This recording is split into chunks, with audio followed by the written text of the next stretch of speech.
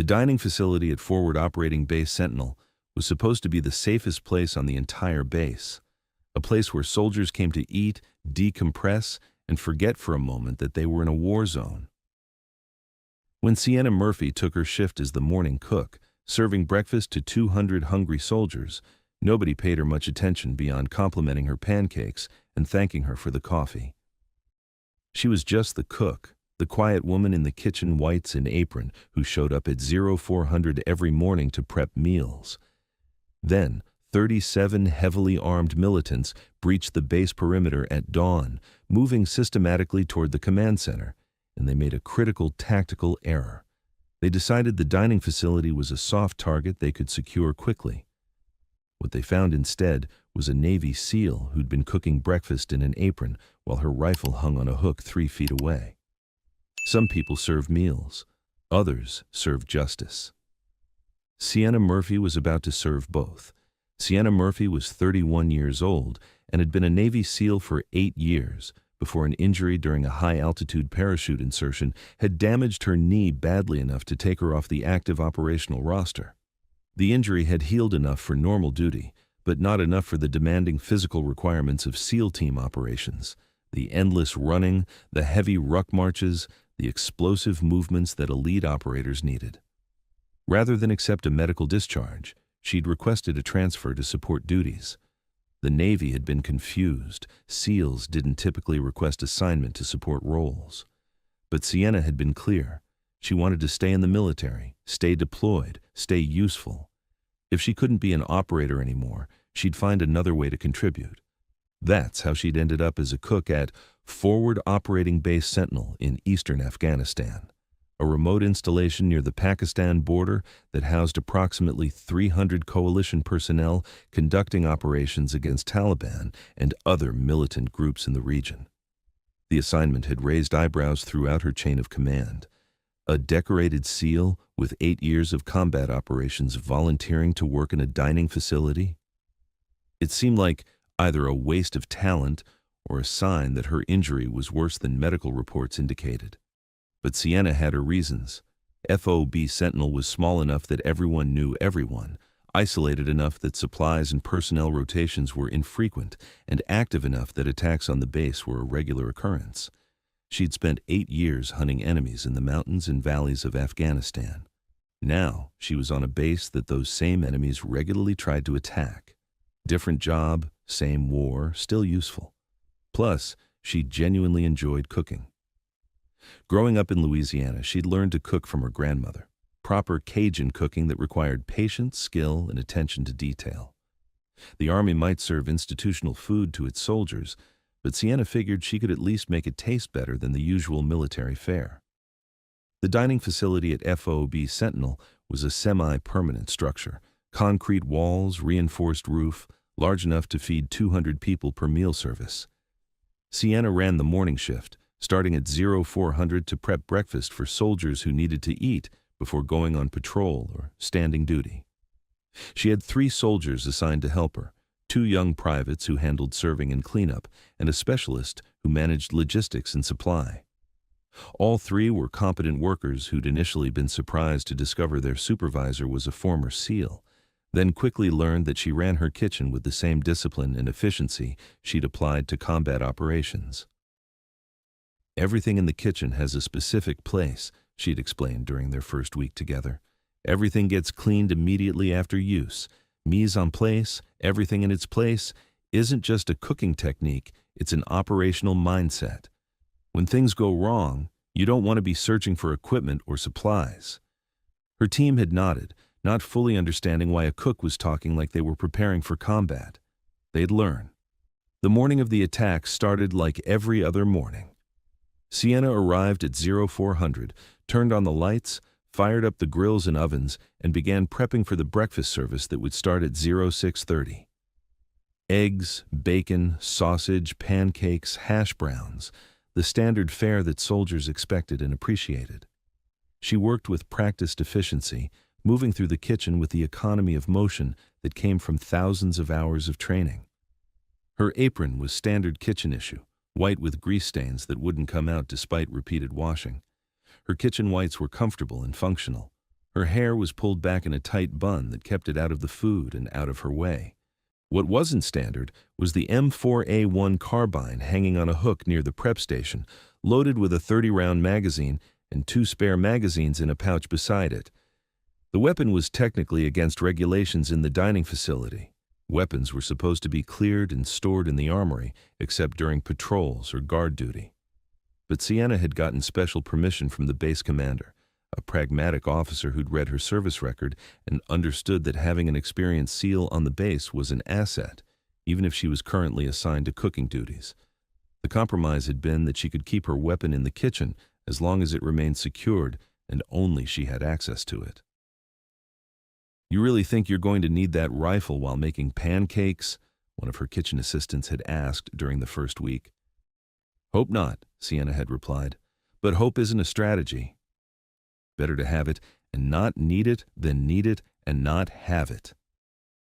At 05:30, while Sienna was flipping pancakes on the griddle, the base alarm system activated, a distinctive siren that meant the base was under attack. This wasn't unusual. FOB Sentinel got mortared or attacked with small arms fire regularly, usually harassment attacks that caused minimal damage and were driven off by return fire from guard towers. The protocol was well established. Personnel not actively engaged in defense would move to bunkers, guards would return fire, and the quick reaction force would deploy to repel the attack. Usually, it was over within 20 minutes. Sienna heard the alarm, acknowledged it, and continued cooking. The breakfast service would still happen. Soldiers needed to eat, and an attack that would cause her to abandon the kitchen would have to be more serious than the usual harassment fire. Her 3 assistants looked at her uncertainly. "Shouldn't we go to the bunkers?" "Dining facility is rated for indirect fire," Sienna replied calmly. "We're safer here than running across open ground to a bunker. Keep prepping. Soldiers are going to be hungry after they deal with whatever this is." What none of them knew yet was that this wasn't a harassment attack. 37 heavily armed militants had breached the base perimeter from 3 directions simultaneously, using the morning darkness and a sophisticated understanding of the base's defensive positions to penetrate deep into the compound before being detected. This was a coordinated assault with a specific objective: reach the command center, kill or capture senior officers, and hold the base long enough to create a propaganda victory. The militants were organized into 4 teams. Team 1 was hitting the command center directly. Team 2 was suppressing the guard towers in defensive positions. Team 3 was securing the vehicle depot to prevent reinforcements from deploying. And Team 4, 8 fighters armed with AK-47s and PKM machine guns, had been tasked with securing the dining facility. The tactical reasoning was sound. The dining facility was a large structure where dozens of soldiers would be gathering for breakfast. Securing it would provide hostages, defensive positions, and a propaganda target. The intelligence the militants had gathered suggested the dining facility was staffed by cooks and support personnel, soft targets who wouldn't put up significant resistance. Their intelligence was badly out of date. At 05:35, Sienna heard something that made her stop mid-pancake flip, the distinctive crack of AK-47 rifle fire, not from the perimeter where guard towers would be engaging, but from inside the base, close, maybe 100 meters away. That wasn't normal. That meant the perimeter had been breached and hostiles were inside the wire. Sienna set down her spatula with deliberate care. "Everyone, kitchen office now," she ordered her assistants, her voice calm but carrying absolute authority. The 3 soldiers followed her into the small office adjacent to the kitchen. She pulled out a key and unlocked a cabinet they'd never seen opened before. Inside were 3 M4 carbines with loaded magazines, 3 sets of body armor, and 3 combat first aid kits. "Vest on, weapon up, get behind cover in the dry storage room," Sienna instructed. "If anyone comes through that door who isn't U.S. military, you engage. Understood?" "What about you?" the specialist asked, his face pale as the situation became clear. "I'm going to make sure nobody gets through that door." Sienna grabbed her M4 from the hook near the prep station, pulled off her apron, and checked her weapon with the practiced efficiency of someone who'd done it thousands of times. chamber loaded, safety off, ready to fire. She could hear the automatic weapons fire getting closer, multiple AKs now, the deeper chatter of a PKM machine gun, and the return fire of M4s as base defenders engaged. The quick reaction force was responding, but the attackers had achieved surprise and penetrated deep into the base. The dining facility had 3 entrances: main entrance from the central compound, side entrance from the kitchen loading area, and emergency exit at the rear. Sienna moved to a position that gave her clear sight lines to all 3 entrances while providing cover behind a concrete support pillar. Through the windows, she could see muzzle flashes and soldiers running, both friendly forces and what looked like hostiles in mixed civilian and military clothing. The attack was bigger and more organized than the usual harassment. Then, the side entrance door exploded inward as someone kicked it open.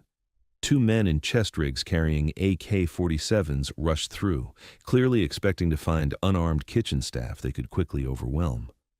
What they found instead was Sienna Murphy in a firing stance with her M4 already trained on the door. She engaged both targets with controlled pairs, 2 rapid shots center mass on the first fighter, immediately transitioning to the second fighter for 2 more shots. Both men dropped before they could bring their weapons to bear. Total time from door opening to both threats neutralized, 1.2 seconds. Contact side entrance, 2 hostiles down, Sienna transmitted on her radio to base defense. Dining facility is under attack. The response came back immediately from the Tactical Operations Center.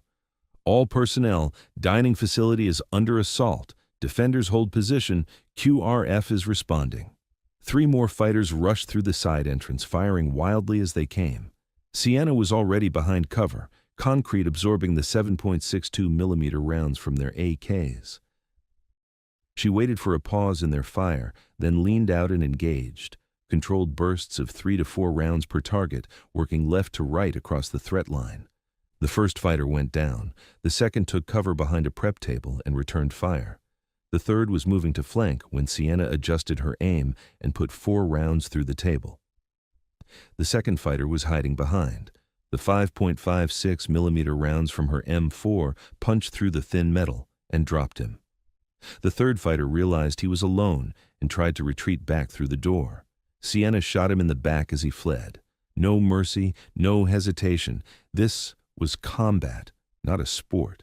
You eliminated threats until they stopped being threats.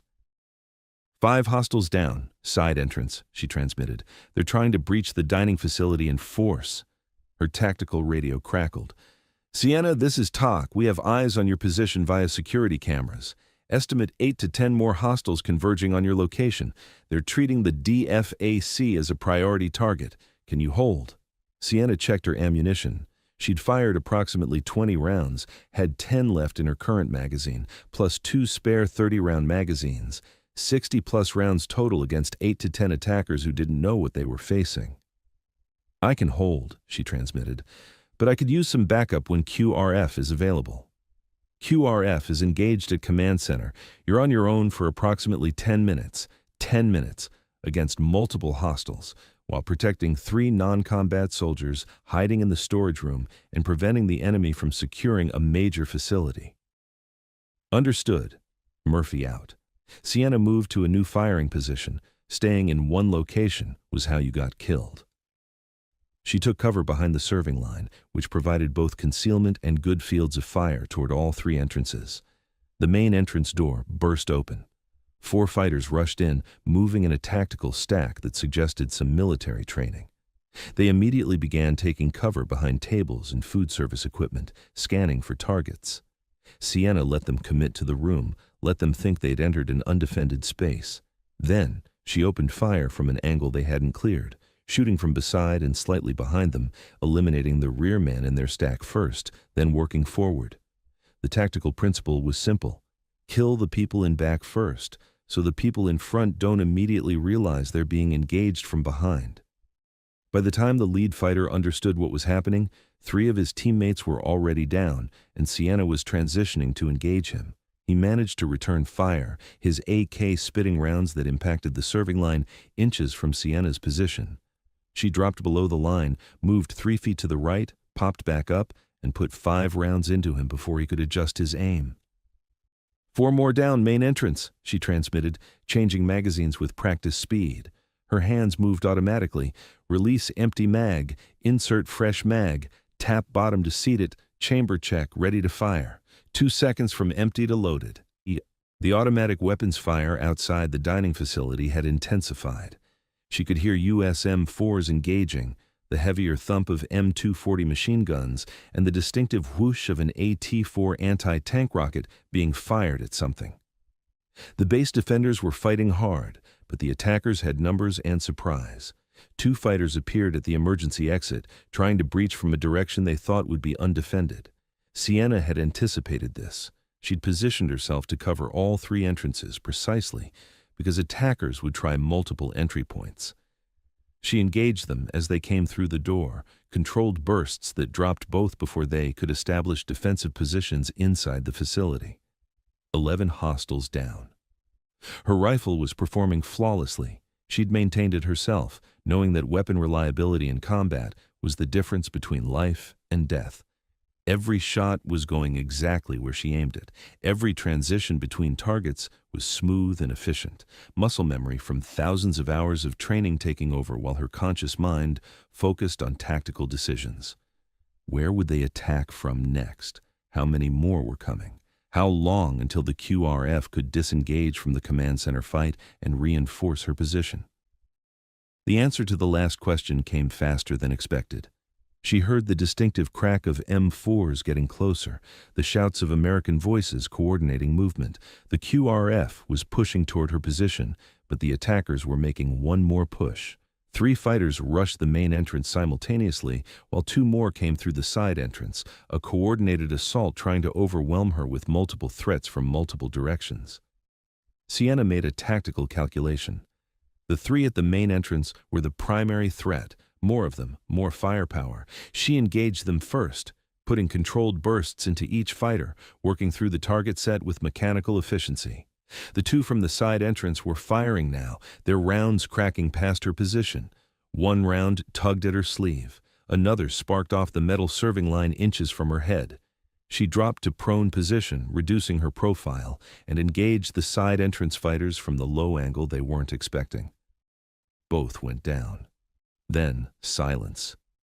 The automatic weapons fire from outside the dining facility had stopped. American voices were calling out in tactical protocol. "Friendlies approaching from your 6, a voice called through the door. "Hold your fire." "Friendly position acknowledged," Sienna called back. "DFAC is secure, 16 hostiles down, no friendly casualties." The QRF team entered, 8 soldiers in full combat gear moving in a tactical stack, weapons up, clearing the room with professional precision. The team leader, a sergeant first class named Williams, did a double take when he saw Sienna standing there in kitchen whites spattered with dust and concrete chips, holding her M4 like she'd been born with it. "Jesus Christ, Murphy," Williams said, looking around at the bodies scattered throughout the dining facility. "You did all this?" "They tried to breach the DFAC," Sienna replied calmly, safing her weapon. "I discouraged them." Williams walked through the facility, counting bodies and checking that all threats were neutralized. 16. You dropped 16 hostiles by yourself. 17, actually, Sienna corrected. One's outside the side entrance where he tried to flee. By yourself, while wearing an apron. "I took the apron off before engaging," Sienna clarified. "Wouldn't want to get it dirty." Williams laughed, but it was the slightly hysterical laugh of someone experiencing combat adrenaline. "I read your file when you got assigned here. 8 years as a SEAL, multiple deployments, classified operations. But seeing you in the kitchen every morning serving pancakes, I kind of forgot what you were before you became a cook." "I'm still a SEAL," Sienna replied quietly. "I just temporarily work in food service." The base-wide attack had been repelled. The command center had held after a fierce firefight. The guard towers had suppressed the attackers trying to overrun defensive positions. The vehicle depot had been defended. And the dining facility, which the attackers had assumed would be an easy target, had become a killing ground that eliminated nearly half their assault force. Of the 37 militants who'd breached the perimeter, 17 had been killed or wounded, trying to take the dining facility. The remaining 20 had been engaged by base defenders throughout the compound. By the time the sun was fully up, the attack had been completely repelled, with 31 enemy casualties and only minor friendly injuries. The base commander, Lieutenant Colonel Sarah Hendricks, visited the dining facility 2 hours after the attack ended. She found Sienna back in the kitchen, resuming breakfast prep while forensics teams worked around the combat debris. "Sergeant Murphy," Hendricks said, surveying the damage, "I need a detailed after-action report on your engagement." "Of course, ma'am. But first, are the soldiers still expecting breakfast? Because I've got about 200 people who are probably hungry after repelling an attack." Hendricks stared at her for a moment, then smiled. "You're seriously going to serve breakfast after fighting off 17 attackers? The attack is over. The soldiers need to eat. That's my job, ma'am." "Your job was cook. What you did this morning was well beyond cooking." "I'm a SEAL who happens to currently cook, ma'am. When people attack my base, I defend it. When soldiers need breakfast, I cook it. Both are my job." Hendricks nodded slowly. "Fair enough. Yes, the soldiers still want breakfast, but after that you and I are having a conversation about your current assignment." Sienna served breakfast at 800, 2 hours late, but the soldiers understood why. The word had spread throughout the base about what happened. The cook who'd held off 17 attackers, the SEAL in an apron who'd turned the dining facility into a defensive position that enemy forces couldn't breach.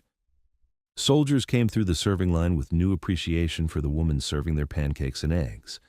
Some thanked her for breakfast. Others thanked her for saving the DFAC. A few just stared, trying to reconcile the quiet cook with the warrior who'd just eliminated 17 enemy fighters. At 10 o'clock, after breakfast service ended and cleanup was complete, Sienna met with Lieutenant Colonel Hendricks in her office.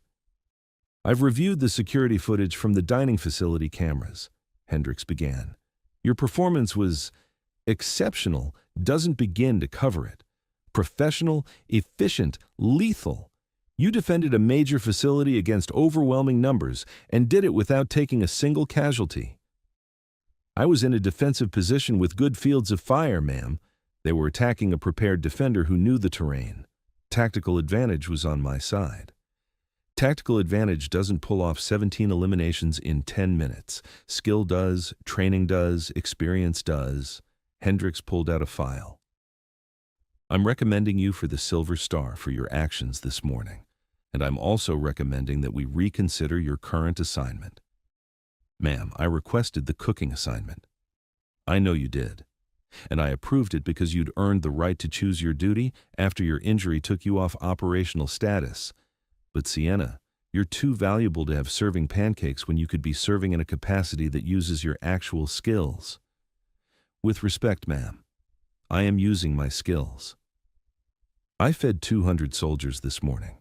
I also defended the base when it was attacked. Both are valuable contributions." Hendricks studied her carefully. "You really want to stay in the kitchen?" "I want to stay useful, ma'am. My knee won't let me operate with a SEAL team anymore. I can't do the running and heavy rucking that requires. But I can cook, I can shoot, and I can defend this base when it needs defending. That's useful." "All right, you can stay in the kitchen with one modification. You're now the dining facility manager and the quick reaction force reserve sniper. When we get attacked, your first priority is defensive operations, not cooking. Deal?" "Deal, ma'am." 2 weeks later, Sienna received the Silver Star in a ceremony attended by the entire base. The citation read, "For conspicuous gallantry and intrepidity in action against an enemy of the United States, Sergeant Murphy's exceptional marksmanship, tactical acumen, and unwavering courage under intense enemy fire prevented hostile forces from securing a critical facility and directly resulted in the neutralization of 17 enemy combatants." The medal was heavy in her hand. The recognition was appreciated. But what Sienna valued most was the moment after the ceremony when a young private approached her in the dining facility. "Sergeant Murphy, I just wanted to say, I was in the bunker during the attack. I was scared. But knowing you were defending the DFAC, knowing we had someone like you on the base, it made me feel safer. So thank you. For everything." Sienna had served 8 years as a SEAL conducting classified operations that would never be publicly acknowledged. She'd operated in the most dangerous places on Earth, doing the most dangerous missions the military conducted. She'd been exceptional at it.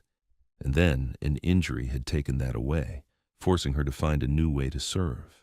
She'd chosen cooking because she genuinely enjoyed it and because it let her stay deployed, stay in the fight in a different capacity. She'd known there was a chance the base would be attacked. She'd prepared for that possibility while hoping it wouldn't come. When it did come, she'd been ready.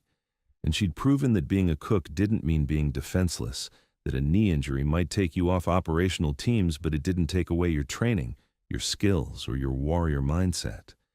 They'd thought she was just the military base cook, the quiet woman in kitchen whites serving breakfast and staying out of the way.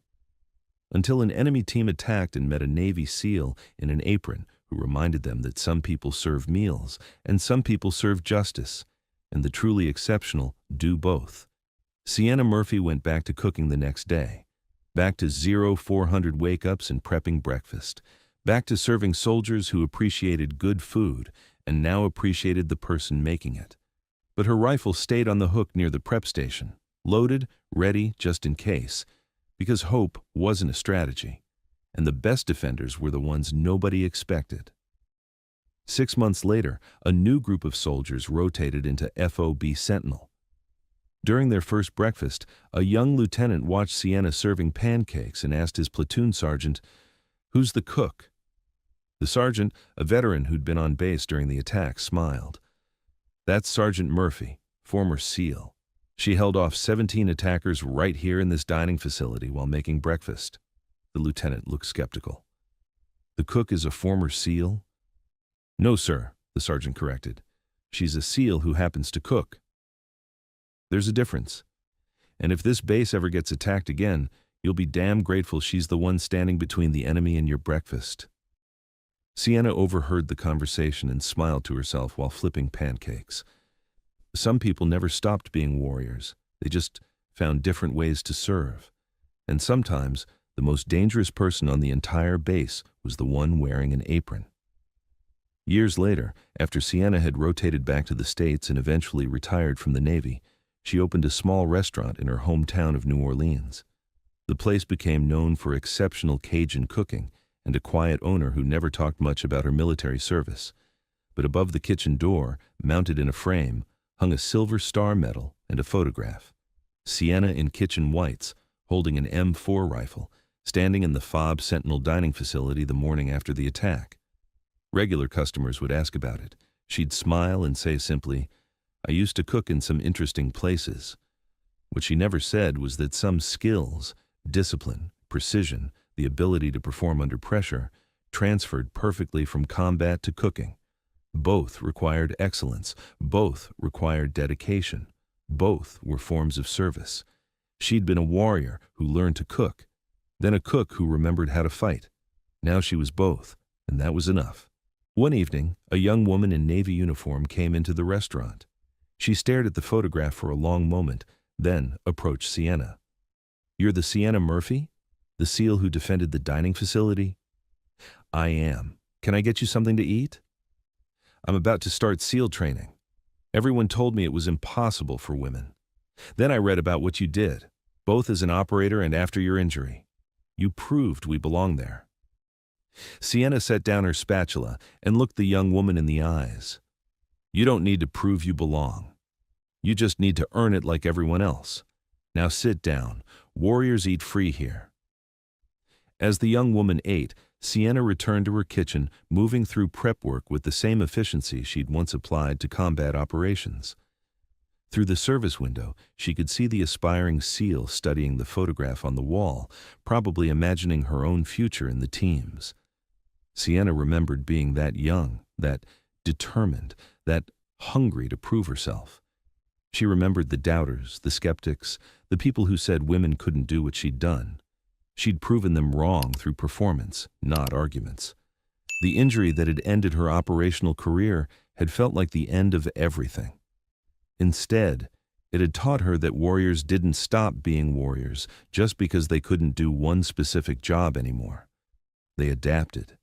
They found new ways to serve. They proved that strength wasn't just physical, it was mental, emotional, spiritual.